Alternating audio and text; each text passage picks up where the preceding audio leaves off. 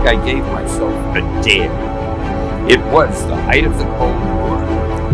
The readers, the young readers, if there was one thing they hated, it was war, it was the military, or as Eisenhower called it, the military-industrial complex. So I got a hero who represented that to 100th degree. He was a weapons manufacturer.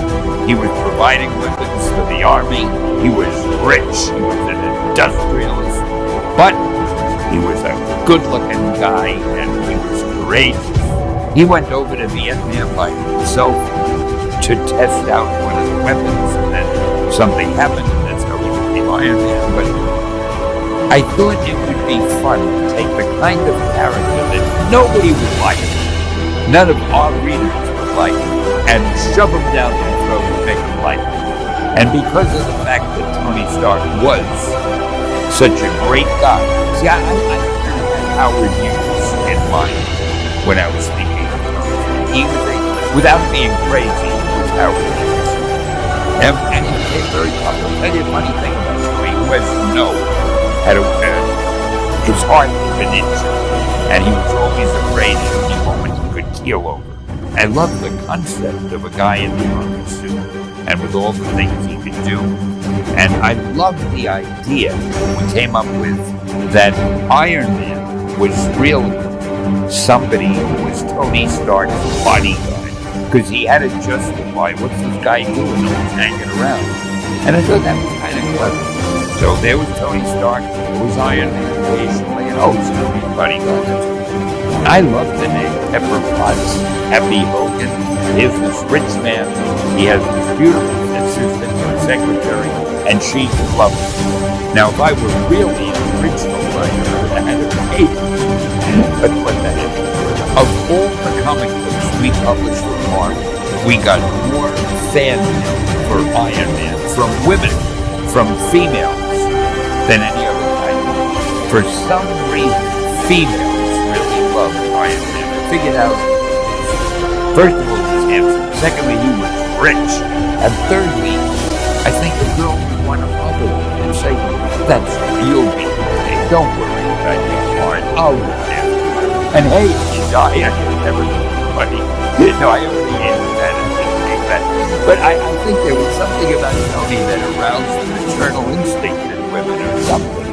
But whatever the reason, and I never got over that. We got more fan mail for Iron Man from girls. We didn't get much fan mail from girls. But whenever we did, it was usually the one that was usually addressed to Iron Man. The beauty part for me about Iron Man has always been, and here you have this character who on the outside is invulnerable. I mean, just can't be touched. But inside is a woman figure, standing very much an in-your-face woman. You know, his heart was broken. You know, literally broken. But there's a metaphor going on there, and that's I think what made that character interesting. It was very easy for me to deal with the armor because I didn't have to draw it. I felt sorry for the artists. I make up anything. Add this to the armor, do that to the armor, do that. Then I go do something else with the book. I had to work on it. And I was never satisfied with Iron Man's armor. If you look through all the issues of Iron Man, you will see I must have had this armor changed 1,000 times. I loved Iron Man. It wasn't too much asked of me going because he was hardly a face then. It's just not even a nose, just a slight hit in the nose. And I'm not nice. We saw the peoples. And I loved it because it was a challenge to him to show emotion on his face because he was wearing a metal helmet, the suit. So I would bend the rules a little bit by showing that he was smiling at something, just a tweak his mouth, just enough to convey the message to the readers that he smiled, or anger, and then would see him arms, and that would tell him that he was angry. The first cover was in pencil and about the size of a comic book cover, and it sold right away. And so I figured since it's the first cover and it was so popular, They even made a prince of the company. I decided to create it myself. And so I did. And that's how that came into being. That's, of course, much bigger than the company. And more interesting in the sense that it's big, it's in color. And that's how I did it. I just copied everything that I had. Back figures. And I did the best I could. And it turned out good. Well, it's dynamic. Really dynamic. That figure takes up a good deal of the company. And of course, at the end, it's like a burst. He's coming out of an explosion of some sort. And the images were such criminals that you can hardly see once you get close. It was a joy because it was a smooth thing to do. As a kid, I really liked that character precisely because I could imagine myself in that suit. It was fun. When I came on the Ironman book, it had been kind of, I would say, floundering. It had sort of lost its way for a few years up to that point. It had been a kind of a stepchild for marvelers. But it had always still maintained a certain cachet. It was also very influenced by pop culture. And, there was a lot of characters saying, that's can you dig it? These days, less up. Here's a guy who's basically a warmonger, a merchant of death. Now, when the character was created, that was not inherently a bad thing. We're talking about the early 60s, before Vietnam became a disaster. The idea of, an arms merchant was not, by itself, a bad thing. But as time goes on, and the war begins to become an issue, and something that we as writers cannot ignore, here you have this character who represents the worst aspects of the military-industrial complex. Now, what are you going to do with that? You can take it in a different direction, but one direction you might want to take it if you're trying to make a hero is to give him an inner conflict over the fact that he has this place in the world.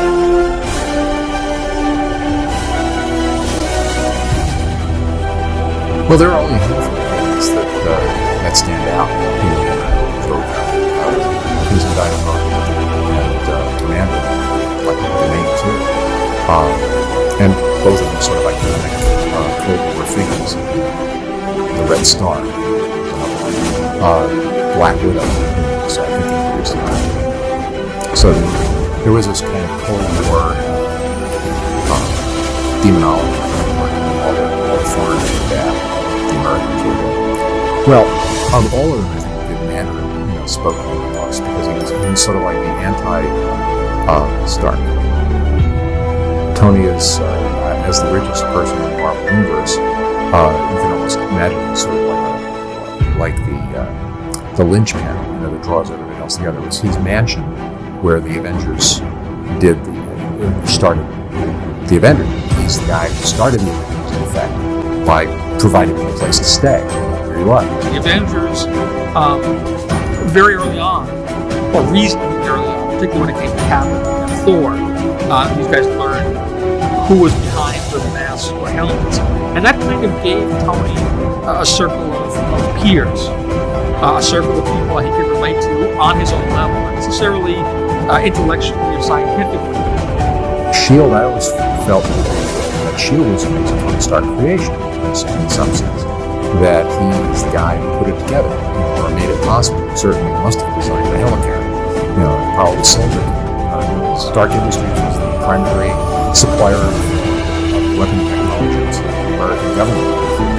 Tony's involvement in S.H.I.E.L.D. goes right back to the beginning. You read the very first Nick Fury story, Fury and S.H.I.E.L.D. story, and Tony's there. Tony's already part of S.H.I.E.L.D. He's designed all their tech and stuff, all their advanced weapons, and all through the really early issues of S.H.I.E.L.D., he kept coming back to the script. Just as Tony Stark invented, every once in a while they throw in the illusion Iron Man. But if you weren't reading Iron Man, This was he was the guy in the Fury Age Steel. George Custer is one of my unsung heroes because his work was cartoony in a sense at a time when realistic art was in demand in comics. People didn't take his work as seriously as they probably ought to. He could break a story down as well as any of the best comic storytellers. And he also drew a very dynamic Iron Man. There was a weight and solidity to his version of Iron Man that I really liked.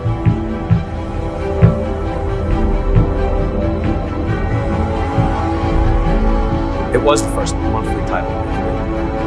And that happened in that, I think, 77. I think somebody just up and left the company. I was nervous, and it was because my father was working up the office, and it was a monthly title, and I hadn't considered ever doing Iron Man. So as a young artist, I thought about Spider-Man, that type of character, Daredevil. Never thought about doing Iron Man, and it was a different type of character to me, because I always had that problem with the logistics. The armor, oh my god, it's flexible armor.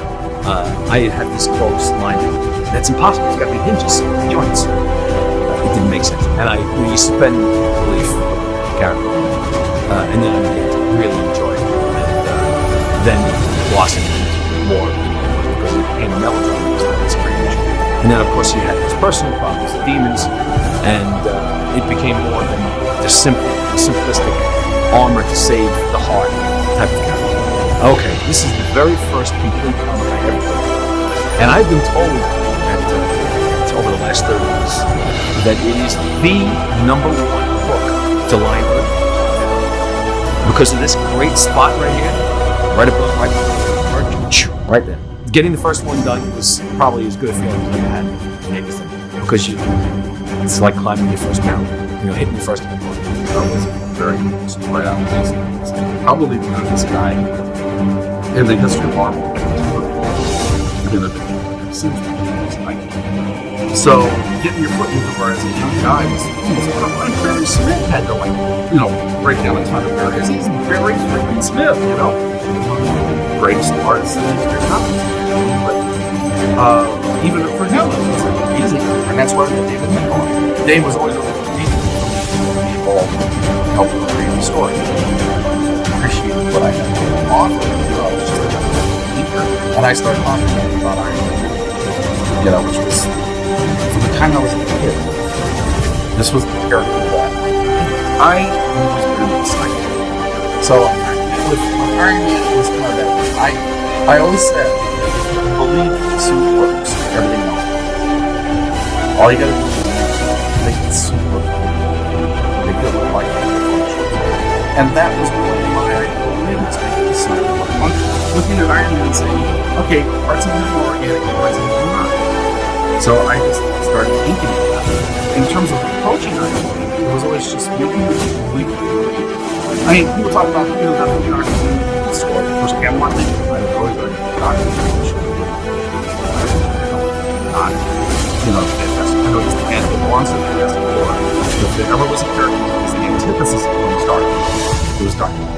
They were the same guy on two sides of the coin. He was, both monarchs, both highly educated, both very sophisticated guys. And never were the two characters meant to fight each other in the history of comic books, the documentary. And the fact that they maintained a mutual respect for each other, even though they hated what the other person's doing. What makes Tony Stark different than everyone else in the universe? It's the proper structure, high finance, industrial exploration. In fact, it was a scientist who made money. And that's really all we tried to do with that. Is we put characters around them. Each one of them served a purpose, served a different side of it. We'll drop in Jim Rose, who's the pilot, and we'll start delving into his backstory. He was the guy that Tony met, was, in Southeast Asia, having just become Iron Man, looking back to the States. Brody was that common guy that trusted his life. The guy, had his back all the time. Beth is a person take care of my emotion. Here's Tony Stark's name. He comes in, this is all the gas can on a piece of paper, he signs it. A factory goes up in New Jersey. She comes in, hands him a piece of paper, and he signs it. The satellite goes up. She's another piece of paper, signs it, they close the factory in Guatemala. 10,000 people. He designs something.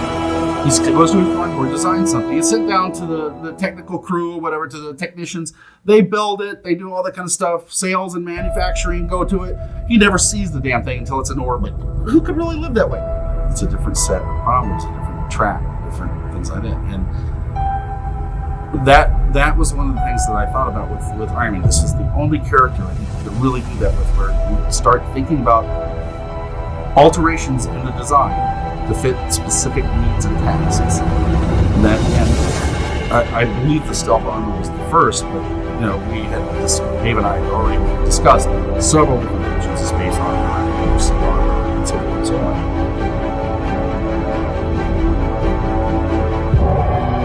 I'm going to quote him that it was never our intention to do anything relevant. We were paid basically to do the next episode of Ironman. It just that initial alcohol from that instead of jockey or something like that. That was our thing. And that's the way everything was never. We never think relevant. It just in the corporate world, what gets the guys? What causes the error? It's greed or it's sex and drugs, right? Well, you couldn't do the sex and drugs. Alcohol wasn't even talked about, especially with kids. That particular era.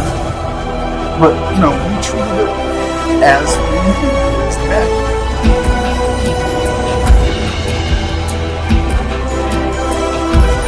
Set out and do that external story.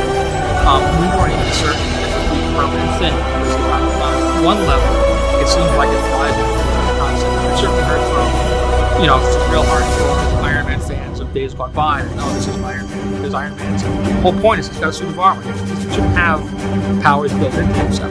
But I think, two things that had going for it. One, Warren Ellis is a fantastically talented writer. And two, Warren is Tony Stark. Warren is so far ahead of her in terms of reading up on the science. He's so fascinated by the technology and the way it's going to change society and the way it's going to impact on this individual that he just got to the core of it. Tony Stark is sort of, I think the term that Warren was sort of tossing around at the time, he's sort of like the test pilot of the future. He's there, the first guy there, and he's going to go out and investigate all the possibilities and see what all this stuff does. And how it affects him, how it affects him. Thus, in doing so, sort of beta tested for everybody else. Beyond that, it was beautifully digitally or painted by art. So it had a really sophisticated, modern look. It was pretty successful. We got people the characters started to pop a little bit. Consequently, Civil War, almost everything that came after that. And right now, notwithstanding, Iron Man is really poised in the position of the Marvel universe. He's like the most important character there is. He's the hub of everything service. And it all kind of stepping stone lines from the audience. So you had Joker Star, Chief, got talking to me about one evening about, which was a character they were new created teams on once every year or two, and was never quite working for Joe. This is a character who is a test pilot for the future as his own redemption, which is really the thrust big strength of the and Joe responded to that take and said, well, off you go. He was an arms dealer. There's no two ways around it.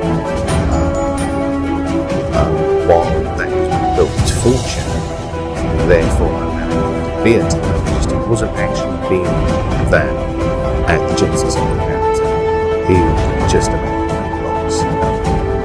And he's running away from that. The only way he can himself in the mirror, as far as I'm concerned, is to be Ironman, is to be that figure of future.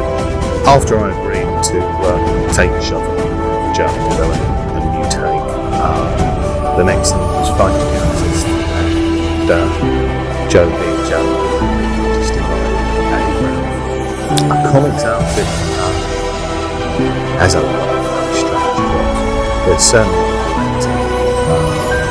to a large extent. Cinematography is something that's been shared between larger characters. I created a character called John Pilger, who is a television. It's very much based on John Pilger. Because in all those years of publication, from what I could find, Tony Stark had very rarely been brought up to account by the real world. So I wanted someone there to lay it out both for him and the audience. You're an arms dealer, that doesn't mean you just made a couple of bombs. John Pillinger is there to remind him that someone is dead right now. Someone is dying because of something he made, and they're never going to look for him. I really wanted to try and ground the character. It's less a superhero graphic novel than it is a science fiction novel that to me required Tony Stark to be a real person. He shouldn't be someone who can just put on a costume and fly above his concerns or concerns. He's a man who made a lot of compromise in his youth. It was simply easier and faster to build a fortune by selling goods than it was to do it pretty much anything. When I went extremes, I moved the time and I have started with structural shrimp, not the destination in Ironman extremes. Tony Stark was probably 30, and he's a man passionately interested in bringing the future, but he doesn't really know what that is yet. He's very skeptic in the book. He's got 12 things he is hoping one of them will be the goal to unlock the future. But that's why there are so many of us interested in future. We don't know which path is going to break. We don't know which one's going to turn out to be one of those. The character Sam in the book was a mentor to Tony and Maya. The thing about Sal in the book that makes him stand apart from both Tony and Maya is that he doesn't have passion. I think he never really had the passion I think that's what he admired most in Tony. It wasn't a huge wrench for him to just say, the hell with it. He didn't have the passion for redemption. Tony, I think the germ of the extremist process that I created was reading something a long time ago that the human brain retains a template of what the body should look like, and it refers to the way it moves. And we seem to be struck with that hacked, and then you can make the body interesting. Some years later, I see that people fundamentally as you see in the standard ground, is something that has to be shipped in a crate or hangs on chains in the garage. Very much going back to the technical, which made little sense in terms of the standard process of technological development, which is to make things smaller and effective at the same time. So, attacking it from that aspect and constantly keeping the title of the thing in mind, it seemed to me to only make sense if he was wearing the Ironman suit, if you like, at all times that he became an Ironman, that a large amount of the suit itself was stored inside his body using what you presume is some nanotechnological process. So it actually fulfills physical functions as well as laying down tech inside his body. So yeah, the Iron Man suit is mostly contained inside components. Well, with Extremis, it was my job to reboot the character, to reinvent the character and present new situations and conflicts for him, which I think we both did.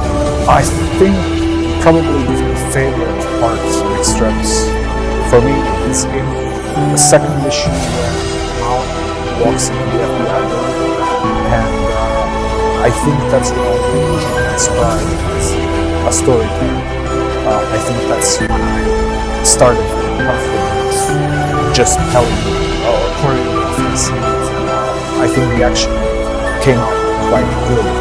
The way I approached the design of the suit in Extremis particularly is I kind of try to add realism to my art, so it looks like something could actually, with suspension of disbelief, actually function. Before our book, the suit was actually always in a briefcase. But then we thought when we did Extremis that how can you fit this giant suit into a briefcase? It just makes no sense. So it was outside of a briefcase, it was actually in a giant crate that would be shipped wherever he needed it. But then when he actually injects himself, then he uses this new suit, which is much smaller. And then I started thinking about memory medals, so it can be folded. This is the kind of stuff that I think about. So memory medals, so you could fold the suit and fit it in the suitcase. And then because he had some kind of power, magnetic powers, he could actually maneuver the suit around to actually fit on it. Well, basically, first time we were listening, it was, I think, right, I was working whichever issue before that, I think it was issue 3. And I was telling him how much I liked the original gray Ironman, because it's just a clunky tank type of thing. And a few weeks later, I read the script and he's written that scene because, and this is what he said, that he wrote it because I like that suit so much. I'm an illustrator before anything else, and I try to come up with striking images, at least in my opinion, and I try to compose images that will tell a story in a certain way.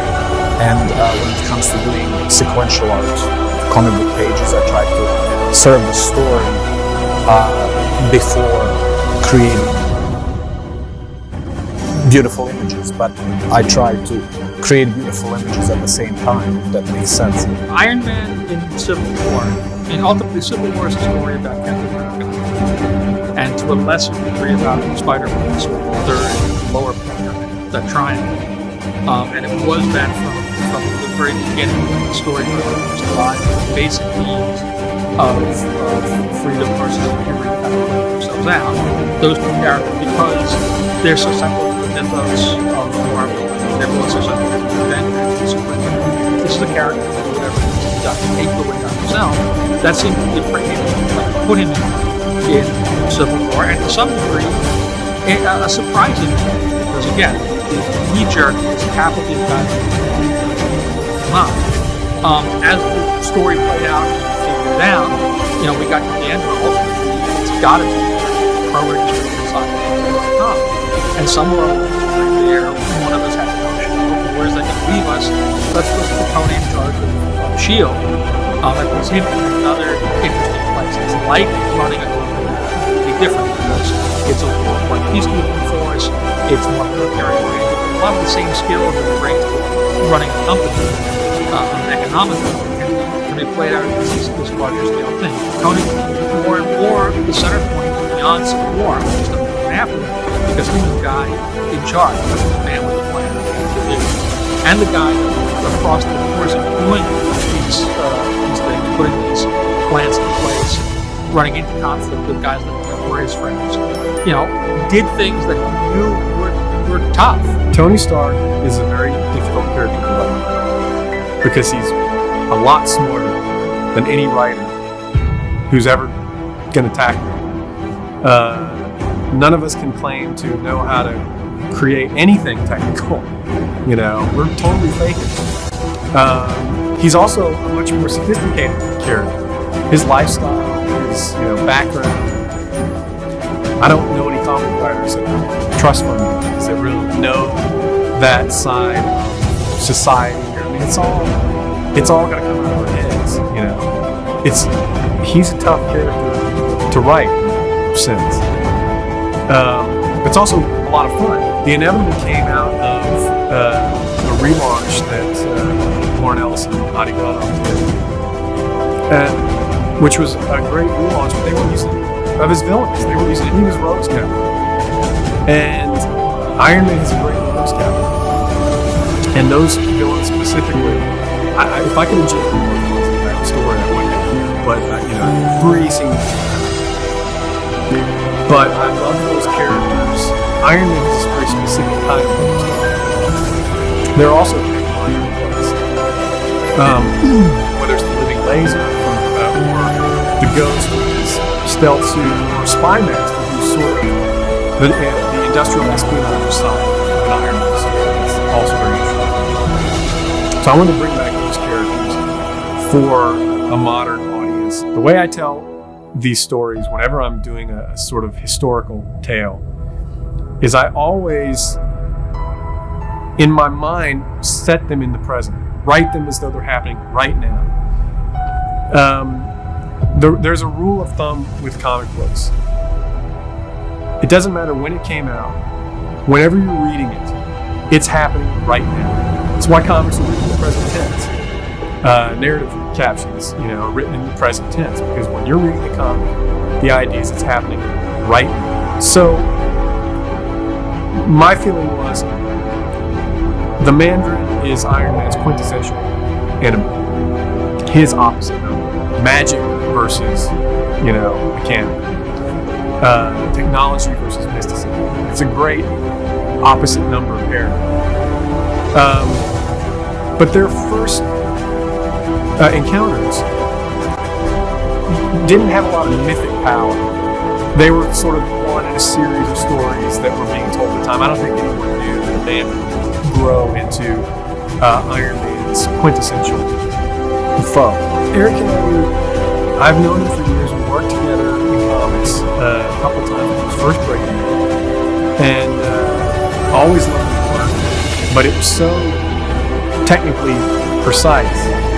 And it was kind of a Jeff Darrow kind of thing going on. I just thought, this guy's name is all Iron Man. What I didn't expect, when it didn't technically work, is this life, this movement that comes from his years in animation. At the moment, Dan and Charlie Hoff created a Carnival series and does a lot of writing there, and Charlie's also up and coming screenwriter and comic book writer. They sort of picked up the baton from where Warren had left it and have carried forward, doing all of the Civil War, the connectivity stuff, all of the Iron Man, Director of S.H.I.E.L.D. arc, and all this sort of thing. Even also really putting up very real espionage really fantastic. Real sort of definitely different feel to start their stories. They just done a great job. Really all right. When I was doing Carnival, I actually turned on some of my staff to graphic novels. I said, I want you to read these and sort of get a sense of the type of storytelling. And after the Carnival, ran its course, going to call actually a friend of mine just said, yeah, I was talking to a guy who's a Marvel, a comic book. And I talked to them, and they said, yeah, we'd love for you to do it. It is funny because they offer this thing, and he calls me up, and I know this was he calls me up on April 1st. And I've been doing comic books since I was a kid, and he calls me up on April 1st. He goes, hey, Charlie, are you interested in doing a comic book for Marvel? I go, oh, shut the F up, man. This is a joke.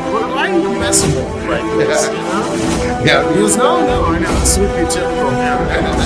And he goes, no, I am serious. After a change of my hand. it, I called him back and we sat down and discussed. And what was the criteria? And he said, no, I want to do it. No.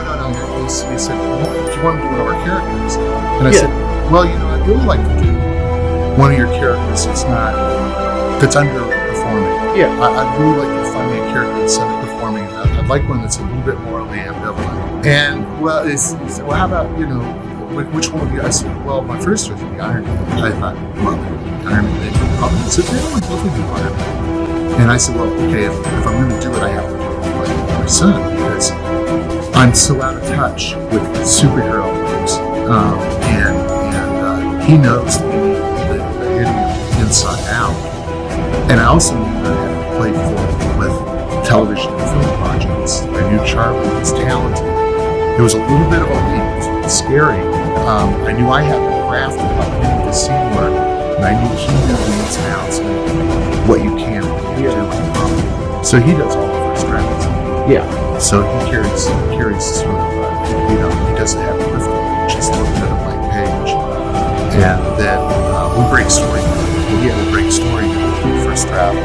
Then I'll sit down and sit on the typewriter and work together.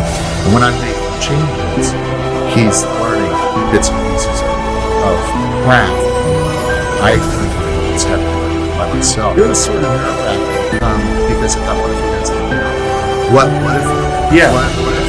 can't do it? And how do you deal with that? And I certainly didn't want to sit there and carry it. Now, I had the advantage of having worked with my father at one time in a very different business, but I understood the psychological aspects of it. So I'd tread that minefield before. So I knew, I know where there's warning signs, but no, he was able to pick it up right away. You can't teach talent. That's the only thing you can't teach. When we came in, we just want to write a kick-ass book. Yeah. We want to write a book that works. But I think when we came in with, it would be the height of hubris. Look, Warren Ellis is a master. I'm not going to follow Warren Ellis. I mean, it's like everything he gave us in the experiments was a gift. Execute program, you could see the curve as we're moving through it. Like, the earlier issues, when we got the later issues, they said, just finish your story. You're going to be well into Civil War by the time you finish. And so we kept track of what was going on in Civil War, and we really saw Tony as being Lincoln-esque. We were we looked at registration as an issue with his real. Absolutely. And really, again, I think the idea is that we saw him as Abraham. That he's behind a cause that's costing lives, that's unpopular, that's costing friendships, but he sticks to his guns. From what I understand, talking to artists, it's difficult to have expressions for what the superheroes, especially Iron Man, it's big on here. Yeah, really like both Patrick is that their expressions are so good. Granted, Iron Man, getting close to the artist, Robin is great in the scene in one of our issues where Maria looks up and she says, what's your ETA? He goes right freaking down, flies over Maria. It's got this great shot of her eyes, put down, on. I think that's really important. What I like about Iron Man and Tony Stark, what really works for me, actually when I'm drawing, I enjoy drawing Tony Stark scenes more than I do Iron Man. So many Marvel's characters radiate and become a monster bit by a spider or cosmic rays. Iron Man was, I don't know if you can say you identify the guy as a handsome billionaire who gets all the ladies, but he was still a real guy. He was a self-made superhero. He's a superhero because he wants to be, because he's the engineer of the superhero. He's superhero, but he's the achievement.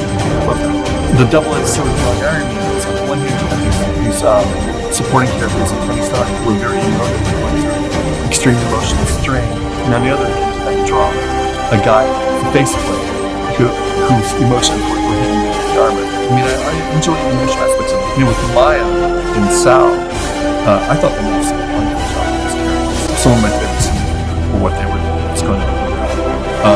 And Daniel some pictures online. I saw him. I started to base my drawings of Sal, how he actually looked. I actually think maybe Daniel might be the more extreme looking. I think the picture I saw he had a beret and some braids in his beard. But definitely there was a bohemian approach to Sal. Picked up from just when you're doing something like that, it's on and you have to go sideways back forward. Comics are enjoyable. Not having the full field of information will actually, by accident, will bring about a stellar. Fortunately, there are enough people out there still that just love the beauty of like a line approach, as opposed to photorealism. Color-wise, I was really looking for more of a pastel look, so that the openness and some of the lines would come out. When I first offered the assignment, I was actually on vacation, and my editor told me something. It said, how would you like the Ironman?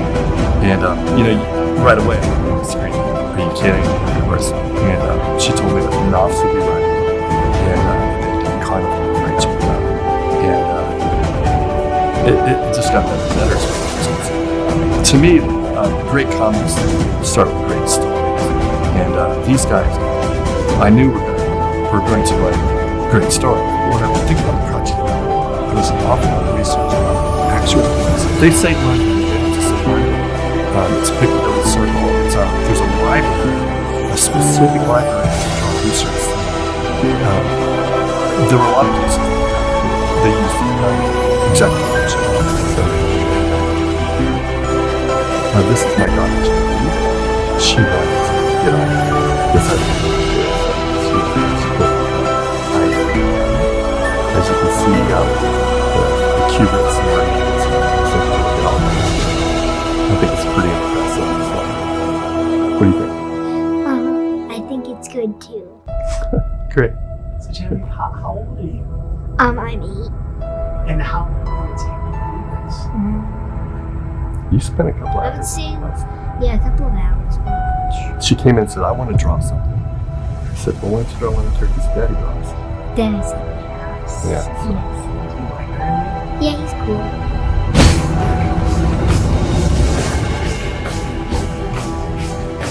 I've just written a serial and this is a whole because it's what they call the ultimate version. And the idea was that the ultimate books would represent all these old characters as if they were new once again, to introduce an entire generation to the properties. One man, of course, is Tony Ultimate Human presents what I refer to as Ultimate Man, Ultimate Hulk. These two characters have been re-envisioned for this new line of books, so I found myself writing Tony Stark again. Tony Stark of the Marvel Ultimate Man. He's a cheerful drunk who has a range on the other side of the golf ball. Oddly enough, smells of chemotherapy drugs, leads a team of at least 8 people to load into the Ironman suits. It's a very different take on the little life that is developed by Ultimate Humans, as I say, presents these two characters together. In that universe, their Bruce Banner, their Hulk, is someone who became the Hulk after taking a flawed chemical process that would make him superhuman, whereas their Tony Stark is full-bore futurist. This is a man who brings technology to the future. And the Ironman suit is very much part of a grander game, a broader plan than anyone can understand. So they both come from intent and development abilities, and both What is it about? He's a character that can be interpreted for each new generation in a way that more iconic writers can. What makes Tony Stark so interesting? I happen to really love the characters that have sort of dark edge to them, that they sort of walk that line, they step through, go left and beyond the right. And that really appeals to me, and the fact that it's just so smart and so not like this. That I really attracts me. It's not just a superhero or hero. It's a guy with a bit of a past. Iron Man is a very conscious figure. His creation was very conscious. He had to do it, and it's a conscious choice to continue to be Iron Man. I mean, I'm talking about just the original premise of he has a heart problem, he needs to wear the chest plate. He could have come back from that captivity and simply worn the chest piece, gone on as Tony Stark, and just gone on with his life. But he made a conscious choice to keep going as Iron Man. He saw some kind of greater good in continuing on with that. It wasn't about God, it was about the guy inside. And that was always my story.